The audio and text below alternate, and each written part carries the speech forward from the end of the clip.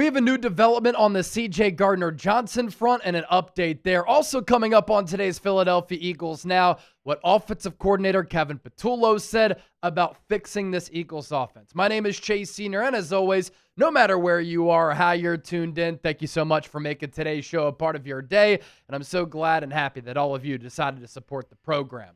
All right, let's begin with the latest around CJ Gardner-Johnson here. What a ride it's been for him, obviously, over the last couple of months, really over the last couple of weeks, but throughout his NFL career.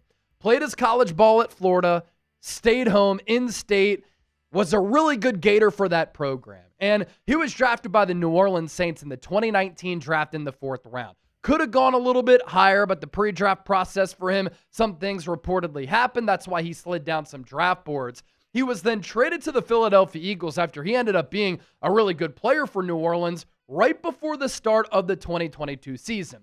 When he was with the Saints, he was a part of those Dennis Allen defenses that played a huge role in actually stopping Tom Brady. One of the few teams and defenses in the NFL that gave Brady fits when he was the quarterback for the Tampa Bay Buccaneers. And there were some infamous moments with Chauncey Gardner-Johnson talking smack with Brady.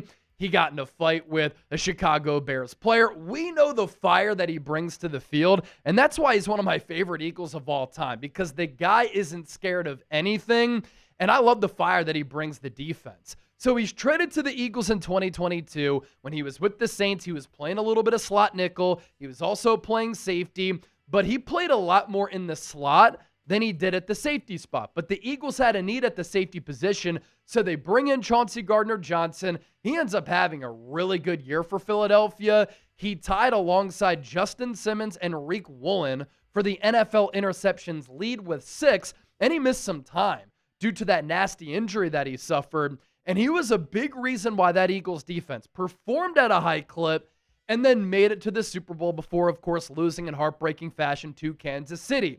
After he was with the Eagles on the expiring year of his contract, he signs with the Detroit Lions. He's there in 2023. He gets injured. Then he came back for the playoffs. Then after 1 year in Detroit where he didn't get to play that much, but obviously made his impact be felt in a small amount of time, he goes back to the Eagles in 2024 because Philadelphia knew our defense was soft in 2023 and they missed what CJ brought them on and off the field. Playmaking ability, but bringing some of that swagger back to the city of brotherly love. After he wins a Super Bowl with the Eagles, second stint in 3 years with the Birds, he gets traded surprisingly to the Houston Texans in March for Kenyon Green. He goes to Houston prior to the year, injures his knee, comes back, plays 3 games for the Texans, then he was released. That was a shocker. That really came out of nowhere because it looked as though he was going to be a part of their plans and a perfect player under head coach DeMeco Ryans. After he gets released by Houston, he signs with the Ravens practice squad. Funny enough, guess who was also on that practice squad? Kenyon Green, who he was traded for, and then today, released by the Baltimore Ravens. So obviously a lot has happened to him throughout his career over the last couple of years and over the last few weeks. Adam Schefter with this tweet that the Ravens releasing him from the practice squad, according to his agent Kevin Connor, and him and the Ravens came to an amicable mutual decision, according to the agent. Obviously, the agent is always going to side with the player. Who knows? After the Ravens traded for a safety, according to the agent, we were looking for a clearer path to play. What does this all mean? Well, CJ Gardner-Johnson just took to X moments ago, and he tweeted this out. He's trying to get in the good graces of some NFL organizations, I would imagine, and repair his image. He's also been tweeting about how he's taking care of his mental health. Good for him. I want to see him shining. He said, I just want to take a moment to thank all the teams I've been a part of, coaches, teammates, and everyone who supported me along the way. Every experience has helped me grow both on and off the field. I'm truly grateful for all the opportunities and memories. Football has always been a big part of who I am, and my passion for the game is still strong. I'm excited to keep working, improving, continuing to play the sport I love. Hashtag God's plan. When I first read the first couple of lines of that, I'm like, he's not retiring, is he? Obviously, toward the end, his plan is to continue playing in the National Football League. if he can find a job. And the obvious takeaway when you're on so many teams in a short amount of time, there's got to be some reasons why he keeps hopping around from roster to roster. Behind the scenes, maybe a little bit difficult to manage. I've been around CJ. I've interviewed him a couple of times, and my experiences with him have been great. He's clearly an intense guy, but you can see why he'd rub some people the wrong way. Now, for me, one of my personal favorite Eagles players, because I love the way that he approaches the game of football, but he's not for everybody. And that's why he's been on so many teams over the last few years and really throughout his career. So my thoughts on this, I'm always willing to put up with personality issues if the player is worth it. And I think CJ Gardner-Johnson is worth it. And my tweets have been taken off this week about the Eagles in general, about the NFL, but also about CD, because I tweeted out, and we'll show you this here in a moment, I want the Eagles to bring him back. I think it's time to bring him back. Whether it's on the active roster or the practice squad, I think he should come back to the Eagles. And if I'm Howie, I'm making that move. This Eagles defense against the Giants was flat out embarrassing. They played soft. They got bullied. They looked timid and scared. They did not have life. They didn't have a pulse or a heartbeat. They played with no physicality or swagger. They looked scared to tackle Cam Scatterbill. You think that happens with CJ Gardner-Johnson on this Eagles defense? No chance. The Eagles traded him away. They partially wanted to save money for the future, but obviously he ruffled some feathers in the locker room behind the scenes, and the Eagles kept telling us, we have all these players who are going to be able to step up as leaders. Who's done it? Who's done it? They're clearly missing the leadership void that CJ Gardner-Johnson brought this Eagles defense and Darius Slay. They underestimated that type of impact. They did the same thing when they let him walk in 2023.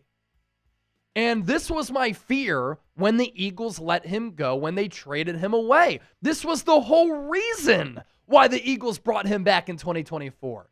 That list that I just showed you of my observations from this Eagles defense against that Giants offense on Thursday night, that's what the Eagles defense looked like for the entire 2023 season. They took jabs and uppercuts in the chin. They allowed other teams to dictate the pace and the physicality of the game. They backed down. They were a soft unit. They couldn't tackle. They couldn't cover. They couldn't get off the field on third downs. They were lifeless. They were awful in the red zone. CJ Gardner-Johnson comes back, and a lot of those issues go away. And I know a lot of you will say, Chase, can they really bring him back for a third time? Let me give you a history lesson. So this man here to my right is Billy Martin, former Yankees manager. He's, of course, alongside the legendary George Steinbrenner. Billy Martin was known to be a fiery manager. George Steinbrenner, a very competitive baseball operations guy for the Yankees and led them to all those World Series. Check this out. Billy Martin was fired 5 times by George Steinbrenner and rehired 5 times by George Steinbrenner. If Billy Martin can get fired and hired 5 times, the Eagles can bring back CJ Gardner-Johnson for a third time. And maybe it just comes down to this. He doesn't work or fit with those other teams, but we know that the city of Philadelphia is different. And CJ fits the mold of the Philadelphia Eagles. So I tweeted this out yesterday. This was talked about on 94 WIP today. Shout out to Joe Giglio for bringing this up with Hugh Douglas, former Eagles great. Bring back CJ Gardner-Johnson. The defense had no heart and was soft against the Giants. That doesn't happen with CJGJ. Andrew Makuba has been good against the run, but he's been awful in coverage. The Eagles need a difference maker at the safety position. So I tweeted that out just before 2 p.m. Eastern, and moments after that, guess who liked it? CJ Gardner-Johnson. He also gave me a follow back. CD, if you're watching, I appreciate you, and I hope that you can find peace and success with your mental health, and I hope that you can come back to the Philadelphia Eagles. You've thrived here before. You can thrive here again. And with that message that he put out on Twitter, clearly he understands that he's looking within and knows he has to make some changes. But this also tells me that CJ Gardner-Johnson seems to be open to returning to the Eagles. I've interacted with him a couple of times in person and on social media. And for him to like this tweet, it tells me he's open for a third reunion. And I think the Eagles should be as well. And could something be developing here? Let's read the tea leaves. Because he gets let go from the Ravens practice squad.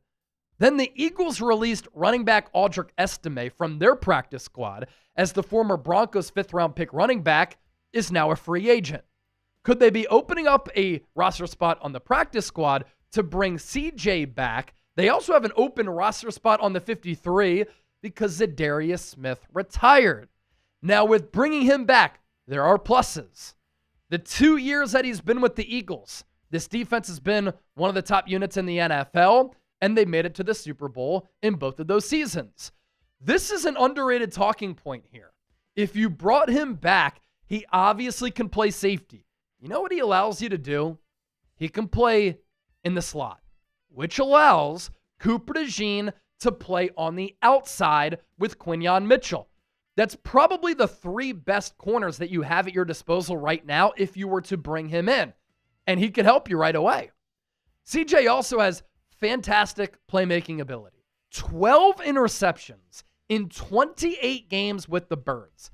And I love how he plays with emotion and swagger. The downside with him, he is injured a lot. The Eagles clearly didn't love him internally, which is why they moved off of him twice. The Eagles don't want him ruining the culture. I don't think he would. I think he adds to the culture. There's obviously a track record here. There's a reason that teams move on. And obviously he could stunt Andrew Makuba's growth, but Vic Fangio has to be going crazy at some of the breakdowns that he sees in coverage from Makuba. This team is ready to win a Super Bowl right now. And Makuba's kind of killing them in the pass game, giving up a lot of explosive plays downfield. The long touchdown to Emeka Egbuka, the inexcusable touchdown given up against Wan'Dale Robinson, where he got lost in coverage, ran into Cooper DeJean, was late to get to Robinson, whiffed on the tackle, touchdown Giants. Howie brings CJ Gardner-Johnson back. Seems as though he's up for a reunion, given how we interacted with one another on X. This Eagles Super Bowl shirt, they won it with CD, by the way, was $40, now on sale for just $60. Get yours today at chatsports.com/EaglesNola. That's chatsports.com/EaglesNola. A phenomenal deal. Nike shirts, New Orleans themed. Get your shirts today. I'll put that link down below in the show notes and attached to the pinned comment of today's Philadelphia Eagles. Now, all right, we get to this. What did Kevin Patullo say about Lane Johnson's comments about this offense being predictable? Quote from the Eagles offensive coordinator. I think the comment Lane had, and what's great about the players, is the communication with all of us. It's constant, whether it's during the game, whether it's during the week, even on days off, things like that. That's been really, really good and productive for us. I think a lot of it comes down to this. I know Nick alluded to it too. Sometimes situational moments in the game where you're limited a little bit, depending on where you're at with field position, down and distance, select plays, what the defense does at times. If they're a big edge pressure team during certain situations, that can dictate a little bit of what you want to do. I think when you talk about the situational stuff and or the predictability, you just got to look at where the whole context is. And I think that's what kind of the last day or so over the weekend, things we were able to look at for where we are, where we want to go, and what we know we need to do going forward. I think it was very productive. We had a good meeting yesterday as an offensive unit, and so I think we're in a good spot moving forward. Time will tell, Kevin, because you're going up against a really good Vikings defense on Sunday. And I've said this about the Eagles offense. It's really all across the board as to why they've been so inconsistent and not fulfilling expectations. It's player execution. It's player mistakes. It's the offense being predictable. It's shooting themselves in the foot with either turnovers or penalties to put them in a bad downer distance. It's the scheme. It's the play designs. It's the play calling. It's Kevin Patullo. Literally all of the above. But these are some notable offensive numbers that for Patullo and this offense have to get better. 22nd in points per game, 28th in percentage of drives that end in a score, 28th in yards per run, 24th in yards per pass, 25th in first outs picked up, 28th in yards per drive. They also have the number 1 rate of 3 and outs. Can't happen. And we know that this Eagles offense has been great against man, but the last 2 years, they have struggled against zone, especially for quarterback Jalen Hurts. Well, the Vikings' defensive coverage usage, led by Brian Flores, one of the more aggressive, exotic, and creative defensive minds in football. They play zone about 80% of the time. They play man coverage 20% of the time. And sometimes to beat zone, you have to throw with timing, touch, anticipation. Sometimes Hurts struggles with that in seeing the field. He's gotten better against the blitz. Against the Giants, he was better against the zone. Hopefully, those improvements continue. As far as the man coverage breakdown goes, cover 0, 5%, cover 1 man, 9%, cover 2 man, 6%. The zone coverage breakdown, they play cover 2 29% of the time. And the Cowboys did a lot of that week 1 against the Eagles, which is why they stopped A.J. Brown, why he had 1 target and 1 catch. Cover 3, 21% of the time. Cover 4, 7%. Cover 6, 16%. From an X's and O's standpoint, this is a great football matchup here in Week 7. Vic Fangio also spoke today, and I mentioned this yesterday. The amount of success that Jahad Campbell has had when he's been lined up at pass rusher. 23 true pass rush sets. He has 6 pressures already. Very high percentage and a pass rush win rate. Nick Sirianni said it's possible we could use Campbell there more now that Zadarius Smith retired. Vic Fangio was asked about using Campbell at edge more to get Nakobe Dean on the field at off-ball linebacker to get your best 11 on the field. And Fangio said that's a possibility. Look out for that to happen against Minnesota. A little bit of a wrinkle and an adjustment from this Eagles defense. Don't forget to subscribe. I personally don't think you're getting this coverage, analysis, or insight anywhere else. That's why I'm always so blessed that all of you hang out here with me. I hope you enjoy the content because it's an honor and a blessing to host this show. It's been a dream since I was 5. So don't forget to hit that subscribe button, and we'll see you live on Eagles Now tomorrow, Wednesday, October 15th.